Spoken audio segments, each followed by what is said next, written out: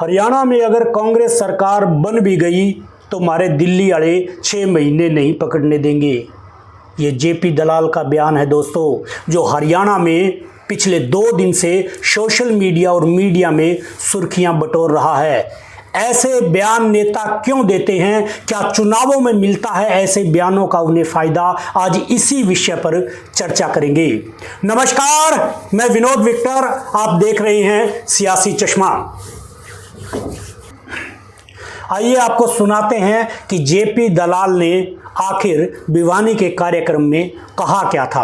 आप भी सुनिए। भाई कांग्रेस आओगे, अरे कश्मीर इतना रोड़ा कर रखा था जी, ब्याह दे दिए 44-42 है।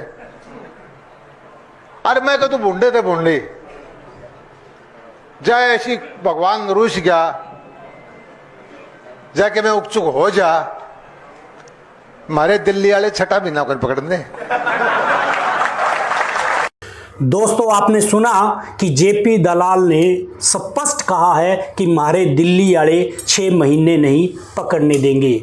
और ख़ास बात इसमें यह है कि जो उनके समर्थक बैठे हुए हैं वो इस बात पे ठेके लगा रहे हैं, हंस रहे हैं। तो कहीं ना कहीं उनके समर्थकों को भी ये बात पसंद आ रही है। और उन्हीं समर्थकों को जोड़ने के लिए या लोगों को जोड़ने के लिए, लोगों में एक संदेश देने के लिए कि हम सत्ता से दूर नहीं होंगे, सत्ता हमारी ही बनी रहेगी, इसलिए आप हमसे जुड़े रहें, हमें वोट करते रहें। चुनावों में फ़ायदा लेने के लिए ही ऐसे बयान दिए जाते हैं। इस देश के बुद्धिजीवी लोग हैं जो लोकतंत्र को समझते हैं, वो जरूर इस बयान की निंदा कर रहे हैं और इसे घटिया और फूहड़ बयान बता रहे हैं। लेकिन कहीं ना कहीं जेपी दलाल को ये लगता है कि ये बयान उनके समर्थकों को, उनके वोटरों को उनसे जोड़े रखेगा। कहीं ना कहीं उनमें ये संदेश वो देने की कोशिश कर रहे हैं कि मैं हमेशा मंत्री रहूँगा, मैं हमेशा सत्ता से जुड़ा रहूँगा। इस बयान के मायने दोस्तों यही है, वो यही बयान के जरिए लोगों में एक संदेश देना चाह रहे हैं, खास करके अपने समर्थकों में और अपने वोटरों में, कि भाई कांग्रेस को वोट देने की या किसी और विरोधी दल को वोट देने की गफलत मत कर देना, क्योंकि सत्ता से तो हम ही जुड़े रहेंगे। दोस्तों, यह बयान ठीक वैसे ही है जैसे कुछ साल पहले पंजाब में एक नेता ने बयान दिया था कि वोट चाहे आप किसी को भी डाल दो, जाएगा तो मोदी को ही। और ठीक वैसा ही बयान हरियाणा के वित्त मंत्री जेपी दलाल ने दिया है दोस्तों।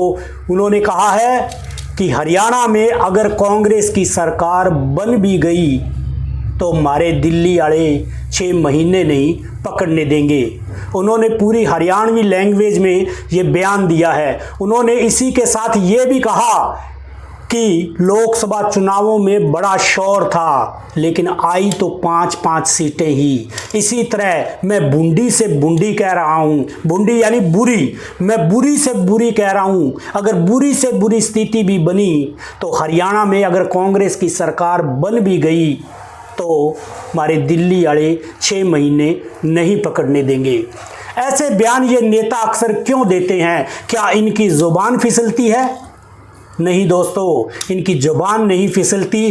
कहीं ना कहीं ये बयान अपने समर्थकों में उत्साह बढ़ाने के लिए, अपने समर्थकों को ये समझाने के लिए कि हम सत्ता से दूर नहीं होंगे, हमारी सत्ता बरकरार रहेगी, आप हमसे जुड़े रहिए, ये संदेश देने के लिए ये नेता लोग अक्सर चुनावों के समय में ये बयान देते हैं। गौर करने वाली सबसे बड़ी बात यह है कि अभी तक जेपी दलाल का कोई ऐसा बयान नहीं आया है इस बयान पर कि मेरी जुबान फिसल गई थी, या मीडिया पे भी ठीकरा नहीं फोड़ा है कि मीडिया ने तोड़ मरोड़ कर मेरा बयान दिखा दिया है। हालांकि मीडिया में इस बात की खूब आलोचना हो रही है और हर मीडिया में जो वरिष्ठ पत्रकार हैं या बुद्धिजीवी लोग हैं वो ये कह रहे हैं कि जेपी दलाल ने अपनी ही सरकार को, केंद्रीय सरकार को कटघरे में खड़ा कर दिया है। जेपी दलाल ने अक्सर ये बयान क्यों दिया? इसके पीछे भी एक साइकोलॉजिकल वजह है जिसे समझने की ज़रूरत है।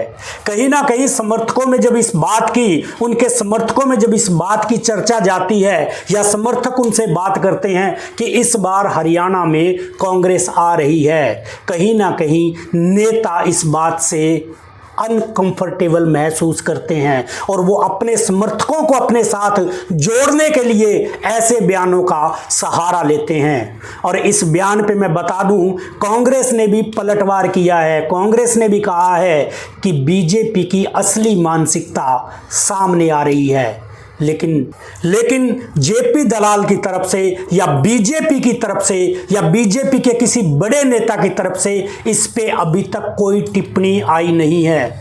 दोस्तों, आएगी भी नहीं, क्योंकि हर एक सरकार को ऑपरेशन लोटस चलाकर गिराया नहीं जा सकता दोस्तों।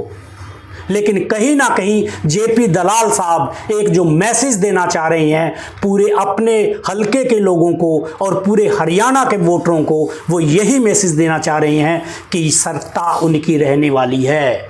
वो सत्ता से दूर नहीं जाएंगे, चाहे सत्ता के लिए उन्हें कुछ भी करना पड़े। आज की खबर में बस इतना ही, फिर मिलेंगे किसी और खबर के साथ। तब तक के लिए नमस्कार। अगर आप मेरा YouTube चैनल सियासी चश्मा देख रहे हैं तो कृपया सब्सक्राइब और लाइक करें, और अगर मुझे Facebook पेज सियासी चश्मा पर देख रहे हैं तो आप फॉलो, लाइक और शेयर करें। धन्यवाद।